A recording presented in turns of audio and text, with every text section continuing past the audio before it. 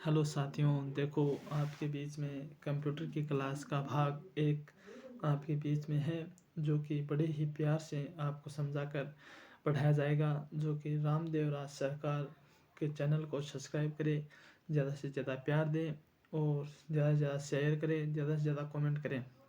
तो साथियों, आपको कंप्यूटर की क्लास बेहद तरीके से पढ़ाई जाएगी।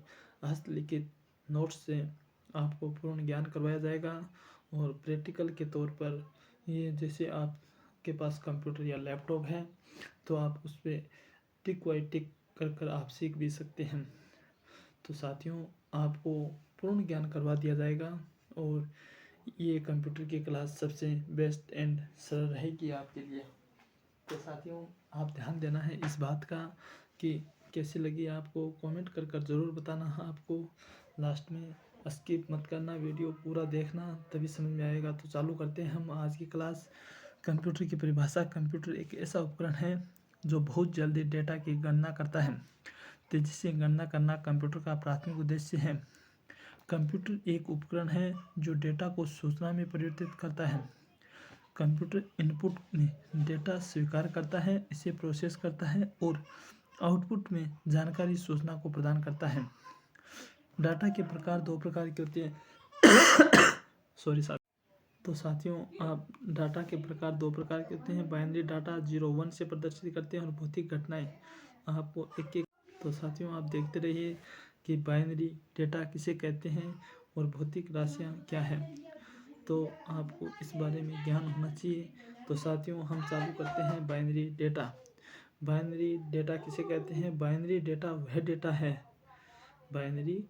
वह डेटा है जिसे 0-1 में प्रदर्शित करते हैं। जिसे बाइनरी डेटा को लिखना ही 0-1 में लिखा जाता है, तो बाइनरी डेटा 0-1 में होता है। इसे बाइनरी डिजिट या बिट भी कहा जाता है। बिट को छोटी 20 के रूप में प्रदर्शित किया जाता है। बाइनरी अंक असतत मूल्य है। बाइनरी अंक असतत मूल्य है। भौतिक राशियाँ या घटनाएं या मान, हम कुछ भी बोल सकते हैं इसे। भौतिक घटनाएं कौन कौन सी है? तापमान, दबाव, गति, वोल्टेज और हाइड्रोलिज, यानी द्रवित मात्राएं हैं। भौतिक घटनाएं असतत मूल्य हैं, यानी बाइनरी डेटा तो असतत मूल्य है और भौतिक घटनाएं सतत मूल्य हैं। तो साथियों, आपको इस बात का ध्यान रखना होता है कि बाइनरी संख्या किसे कहते हैं, बाइनरी डेटा किसे कहते हैं, भौतिक राशियाँ किसे कहते हैं। इसमें से अनेकों बार प्रश्न पूछे गए हैं, हर एग्जाम में क्वेश्चन पूछे गए हैं, यहाँ से पुटअप होते हैं। साथियों, आप ध्यान रखना, हस्तलिखित नोट्स हैं आपके द्वारा।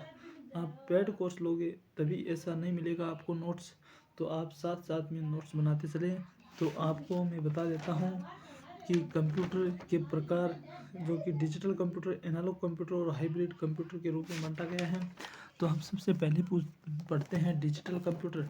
डिजिटल कंप्यूटर में बाइनरी डिजिट पर काम करते हैं, जो कि mobile PC, hand held PC, palmtop, laptop में जैसे टिनटॉप नोटबुक होते हैं, डेस्कटॉप और कैलकुलेटर में पीडीए, और पीडीए की फुल फॉर्म पूछी जाती है अनेकों बार, जैसे पर्सनल डिजिटल असिस्टेंट। तो साथियों, ये याद रखना है आपको। एनालॉग कंप्यूटर भौतिक घटनाएं पर काम करता है। एग्जाम्पल के लिए स्पीडोमीटर, थर्मोमीटर, बैरोमीटर और वोल्टमीटर। तो साथियों, आपको इस बात का ध्यान रखना होता है कि इसका अंतर क्या है, और अंतर पढ़ेंगे हम डिजिटल कंप्यूटर और एनालॉग कंप्यूटर के अंदर। तो हम अंतर में क्या जानेंगे कि डिजिटल कंप्यूटर में क्या है और एनालॉग कंप्यूटर में क्या है। डिजिटल कंप्यूटर पढ़ते हैं पहले। डिजिटल कंप्यूटर गति में बहुत तेज़ होते हैं, बहुत सटीक प्रदर्शन होता है इसका, मल्टीटास्किंग है ये, इसकी गिनती की जाती है। एनालॉग कंप्यूटर में गति में दिमाग कमज़ोर होता है, घटिया प्रदर्शन होता है, सिंगल टास्किंग है और मापने के कार्य में किया जाता है इसका। हाइब्रिड कंप्यूटर डिजिटल कंप्यूटर और एनालॉग कंप्यूटर का संयोजन है, यानी दोनों को मिलाकर बनाया गया है। वे भौतिक घटनाओं पर गणना करते हैं और परिणाम डिजिटल रूप में प्रदर्शित करते हैं। एग्जाम्पल के लिए डिजिटल स्पीडोमीटर है, डिजिटल थर्मोमीटर है, डिजिटल बैरोमीटर है और डिजिटल वोल्टमीटर है। तो साथियों, आपको इस बात का ध्यान रखते हुए आगे चलना है, साथ साथ में नोट्स बनाते चलना है। एंड में आप मेरे को बता देना कि कैसी क्लास लगी आपको। आपको देखो 1-2 क्लास में तो कुछ नहीं पता चलेगा, फिर आप धीरे धीरे इस क्लास को ऐसे लगने लग जाएगी कि मानो कि बहुत अच्छी क्लास लगने लग जाएगी। कि दुनिया का सबसे छोटा कंप्यूटर नैनो कंप्यूटर है को कहा जाता है। इस कंप्यूटर को मॉलिक्यूल कण कंप्यूटर भी कहा जाता है। कंप्यूटर के प्रकार उद्देश्य के आधार पर 2 प्रकार से हैं, विशेष उद्देश्य वाले कंप्यूटर और सामान्य उद्देश्य वाले कंप्यूटर। तो सुपर कंप्यूटर का एक श्रृंखला चलती है। तो परम की अब चल रही है 8000, परम 8000 चल रही है। परम की फुल फॉर्म अनेकों एग्जामों में पूछी जाती है कि परम की फुल फॉर्म पैरेलल मशीन। साथियों, आपको कई बार कई एग्जामों में ये आई है, पुटअप हुई है, यहाँ से बहुत अनेकों बार क्वेश्चन यहाँ से पुटअप हुआ है कि परम का फुल फॉर्म क्या है, पैरेलल मशीन।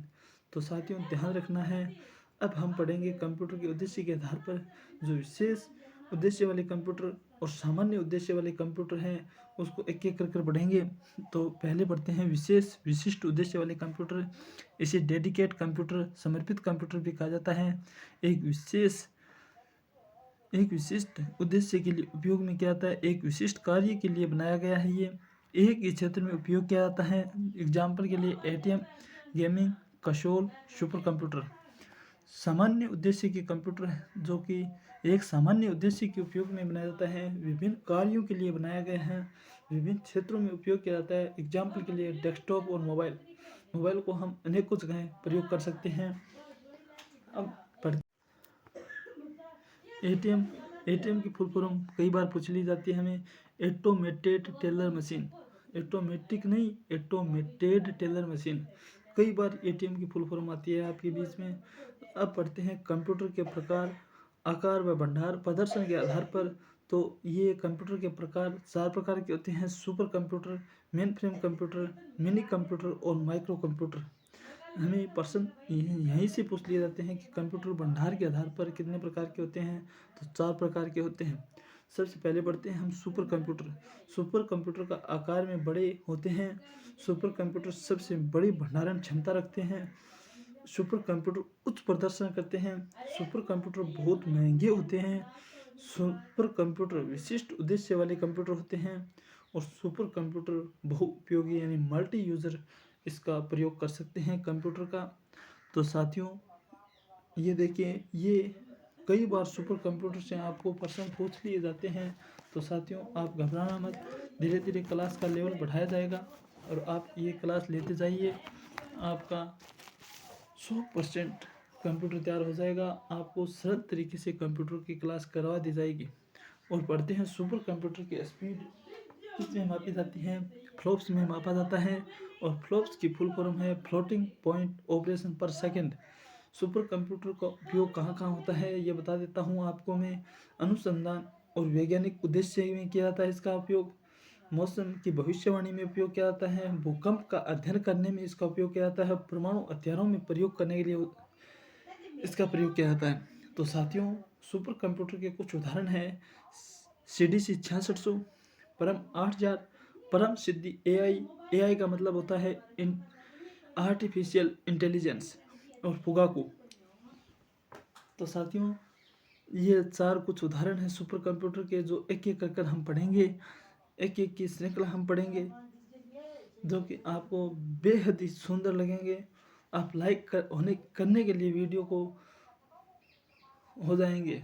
तो साथियों आप ये देखिए कि एक एक कर पढ़ते हैं। तो CDC 6600 दुनिया का सर्वप्रथम सुपर कंप्यूटर है। सुपर कंप्यूटर का जनक यानी CDC 6600 का जनक होता है सीमोर क्रे। CDC का फुल फॉर्म होता है कंट्रोल डाटा कॉर्पोरेशन, जो कि सीमोर क्रे ने CDC 6600 को 1964 में बनाया था। CDC 6600 को क्रैक कंप्यूटर भी कहा जाता है। परम सिद्धि परम 8000 भारत का पहला सुपर कंप्यूटर है।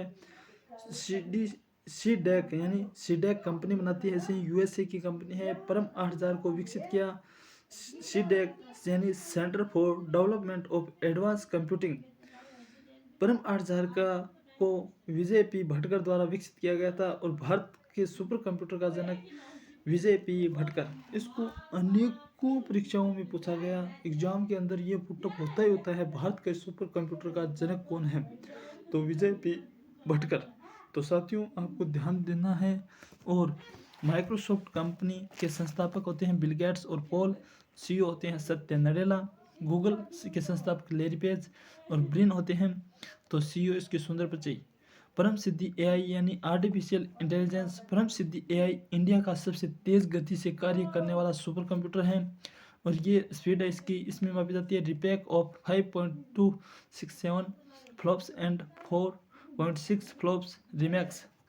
पर परम सिद्धि एआई ने 16 नवंबर 2020 को जारी दुनिया के टॉप 500 में सबसे ज़्यादा शक्तिशाली सुपर कंप्यूटर में 63वीं रैंक हासिल की है, जो कि 17 नवंबर 2021 के अंदर ये 89वीं रैंक हासिल कर लेता है। और साथियों फुगाकू लास्ट आता है उदाहरण सुपर कंप्यूटर का। फुगाकू आज के समय में दुनिया का सबसे तेज सुपर कंप्यूटर है। फुजित्सु और जापान के राष्ट्रीय अनुसंधान संस्था रिकेन द्वारा विकसित फुगाकू का सुपर कंप्यूटर है। 442 पेटाफ्लॉप्स की स्पीड में यह कार्य करता है। तो साथियों ये फुगाकू विश्व का सबसे तेज और सुपर कंप्यूटर है। तो साथियों आपको ध्यान देना है कि एक का पार्ट हम सुपर कंप्यूटर कर चुके हैं। फिर 2 नंबर आता है हमारा main frame computer.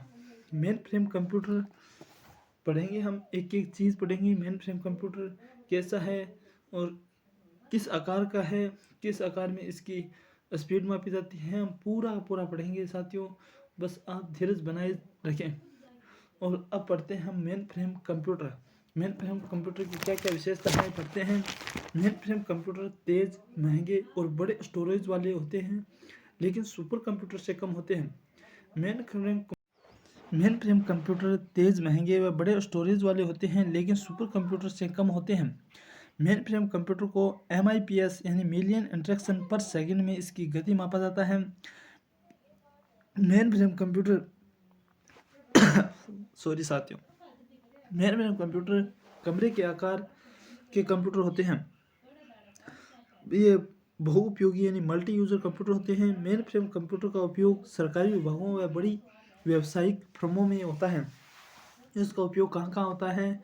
Railway system में, एयर ट्रैफिक कंट्रोल यानी ATC में, बैंकिंग में, ऑटोमोबाइल कंपनी में, पेय पदार्थ कंपनियों में, सरकारी विभाग जैसे आयकर विभाग में।